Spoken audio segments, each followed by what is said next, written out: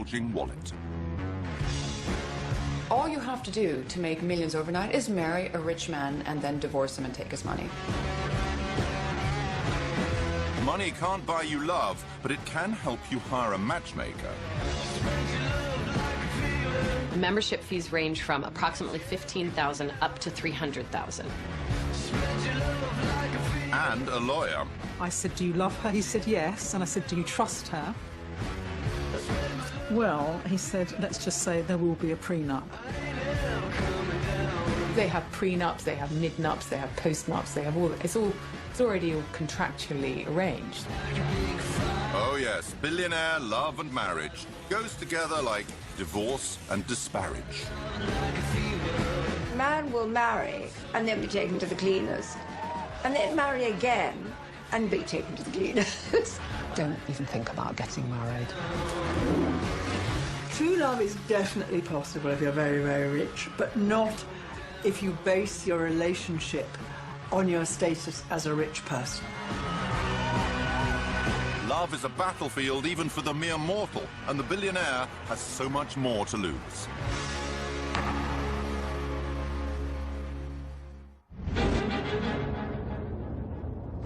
London is billionaire central. 105 of them call the UK home. They can buy anything they want, but the one thing they want for free can have a very high price tag. That is to love and be loved. Choosing a partner is the riskiest investment they will ever make, because the city streets are paved with gold diggers. If you have something that other people want, you will create an atmosphere of envy. And that's what they live with. Who's real, who isn't. It's a nightmare because they can never really trust anybody. They're always feeling that they might be exploited by gold diggers or people who don't think they're gold diggers but actually turn out to be gold diggers in the end. 89% of those with a net worth of over £100 million are men, so the odds of success favour female gold diggers. Most of the overnight millionaires in the UK are women who married rich men, and within 5 years, walked away with 50 million.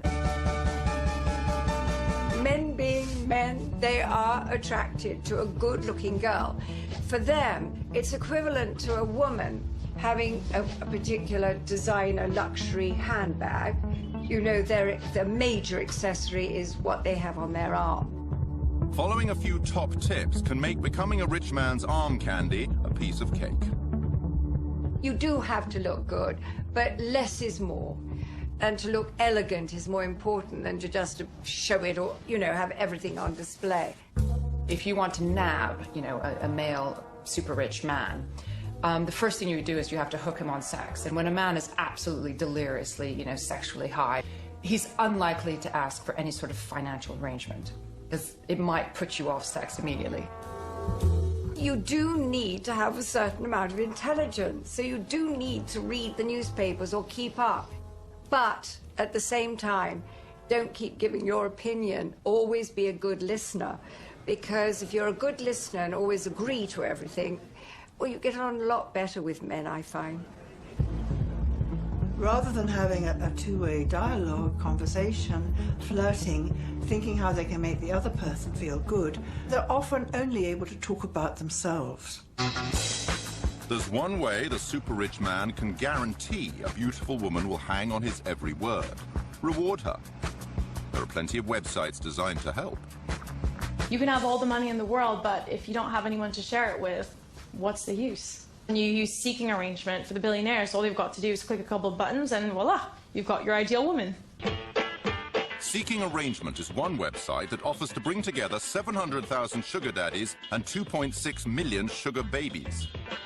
A sugar daddy is usually an older man who works as a CEO, executive, clearly has additional income to spend on a relationship. And a sugar baby is usually a young, ambitious woman who is looking for financial assistance or nice gifts from a man to kind of advance herself, to afford herself the same lifestyle that he has. The guys on the site are very worldly, they've travelled. You don't get the riff-raff of society. I don't think I'm asking for too much. 100,000 minimum. I'm fed up with the scrounging men and the layabouts and the guys that are really not ambitious. Former sugar baby Helen Croydon used seeking arrangement for 3 years. There's a tacit agreement here that it is the girl who's going to slot into the man's busy life. They can say things such as, you know, I only want to see you during the weekends. Which I think is a very honest way of saying, I haven't got the time or the emotional capacity to invest in a full-time conventional sort of relationship.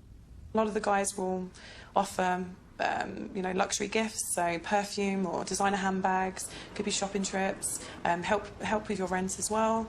The nicest gift I received has to be this Cartier diamond ring. But presents from super-rich men can shift to cold cash. I remember there was one man, and he'd always insist on buying me something fabulous, and I didn't really need anything more, and I'd always go and take it back and then just keep the money. And I think he eventually realised I did this, and he said, oh God, why didn't you say? I'll just give you the money. The form of financial assistance usually comes in a monthly allowance, and the average monthly allowance is about £3,000. One day I did accept cash, and it was, you know, 2 years, actually, of me questioning the morals of that and thinking, oh my gosh, girls like me don't do this. The media has been quick to judge these relationships and say that, oh, well, all these billionaires are just paying for high-class prostitutes. For an escort, you pay them to leave. For a sugar baby, you're paying them to stay. But are sugar babies just expensive arm candy, or is there more involved in keeping a rich man sweet?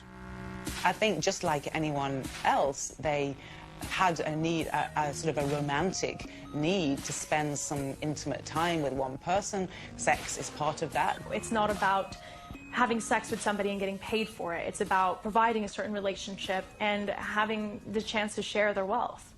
There was one man who I had dinner with once, and he said that the reason he had these sorts of compensated relationships was because it was cheaper than getting a wife.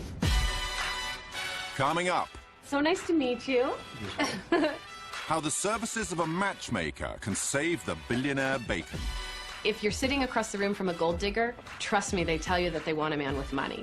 So it's very easy for us to screen out gold diggers. And just married. Subject to contract, of course.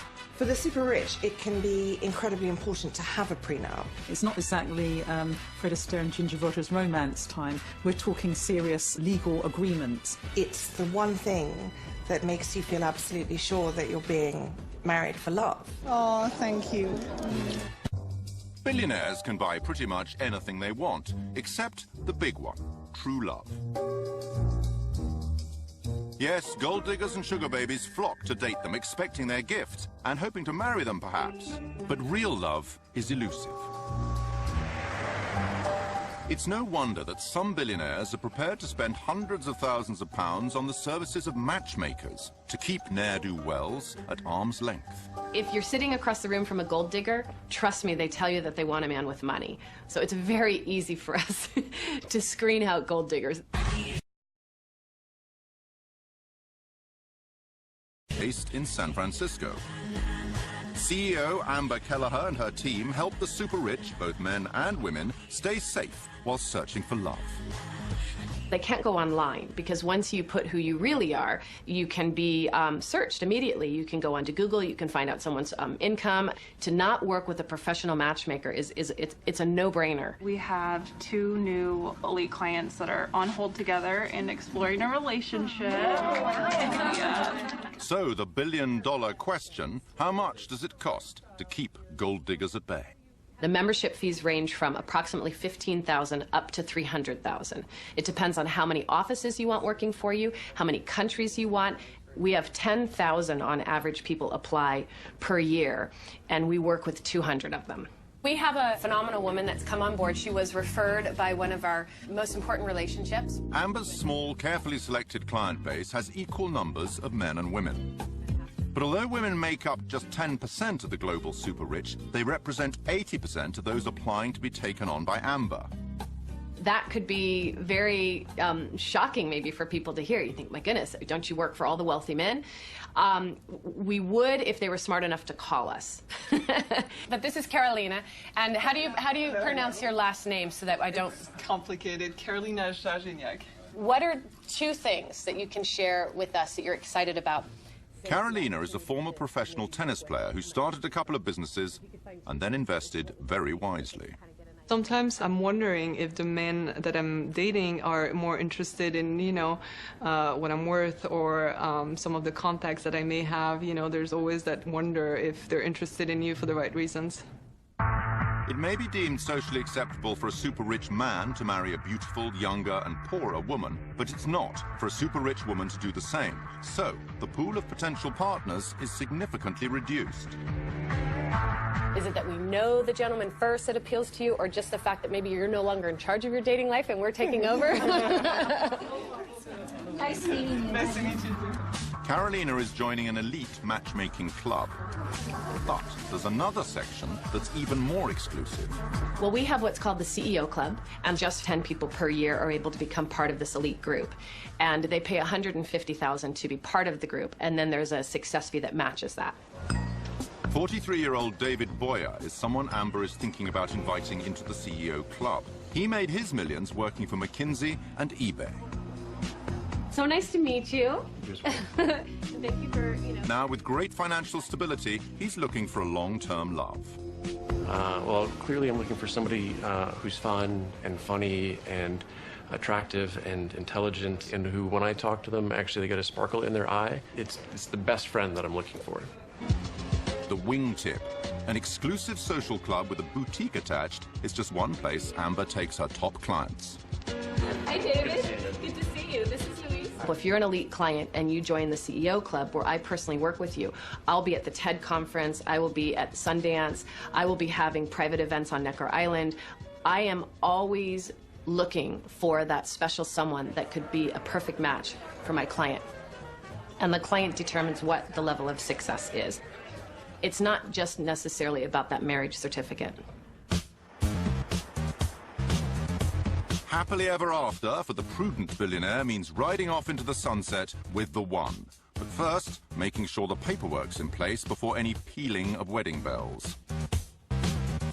All you have to do to make millions overnight is marry a rich man and then divorce him and take his money. I think the advice that I would give to somebody who is spectacularly wealthy, who's living here, is don't even think about getting married.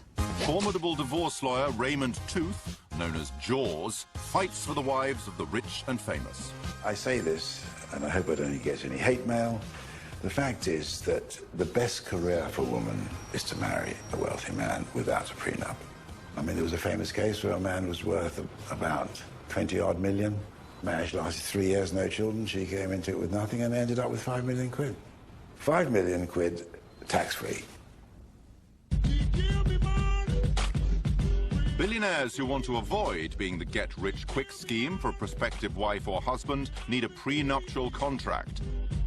A legal agreement that determines how the wealth will be divided if the marriage goes to pot.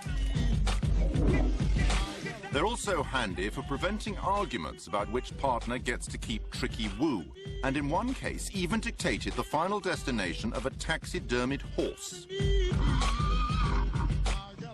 For the super rich, it can be incredibly important to have a prenup because it's the one thing that makes you feel absolutely sure that you're being married for love.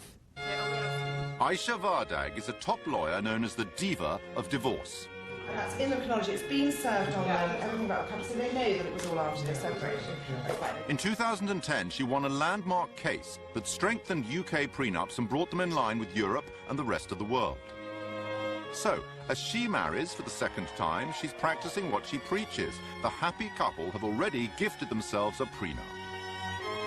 We both wanted to organise our affairs so that in the event that we parted, what we had built up beforehand was safeguarded for our children from our previous lives. Like all blushing brides and grooms, their wedding day is a celebration of pure and undiminishable love. And there's a lawyer's flourish, too. To be really, really sure their prenup is watertight, they are signing it post-nup in front of all their guests. There are lots of things that people don't want to talk about money, they don't want to talk about problems, they want to sweep lots of things under the carpet. Having gone through and dealt with all of that, we felt made our marriage much stronger. Oh, thank you. So that was why we had the post-nut then and there, along with the cake, really to celebrate the fact that our marriage was very much a partnership of equals. But when it's not a marriage of equals, prenups can have a nasty habit of accelerating divorce. If you start analysing what is going to happen when your marriage breaks down, you kind of almost inject into your marriage a kind of death wish. I had a client recently, he's met a younger woman, he's been divorced. I said, do you love her? He said, yes. And I said, do you trust her? Well, he said, let's just say there will be a prenup. You have all the lawyers come in already before you've even started the relationship, dividing out who would have what, and you're only getting this. You know, if you do this, if you're unfaithful, you're not going to get this. You know, it is all mapped out before, and I just think that there goes the romance out the window. In the billionaire world, hanging on to your riches often means jettisoning the chance of romance. Not for American comic Roseanne Barr. She was so in love with Tom Arnold before their 1990 wedding that she fired her attorney for suggesting she sign a prenup. When the couple divorced 4 years later, Arnold left with $50 million. But if love doesn't last forever, neither, it seems, do prenups. General Electric's CEO Jack Welch's prenup had a sunset clause, which meant that after 10 years the prenup was invalid. As soon as this clause came into effect, his wife Jane took off with $150 million. But most of the time, with a prenup in hand, the billionaire is reasonably safe to put a ring on his fiancée's finger without chancing his arm. Coming up, the breathtaking weddings of the super rich. There was a wedding recently where the total dress bill was £16 million. A few weeks ago, we did a wedding where, for 50 guests, the bride wanted 13 wedding cakes. And the harsh come down as the reality of being married to the hyper-wealthy takes hold. What I usually see is that nobody is good enough. Things are not perfect enough. And the amount of unfaithfulness, not just by men but by women, is extraordinary. If a billionaire believes they finally found a trustworthy mate, it's time to show off their success with an extremely extravagant wedding. But impressing your billionaire peers can be hard work.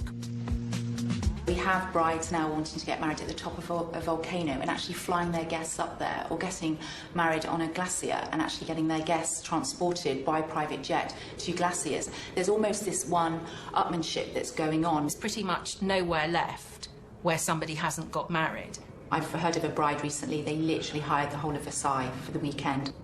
The Vatican, all the famous museums, top of mountains, you know, everywhere's been done. Bride magazine recommends couples put aside a year for their wedding preparations.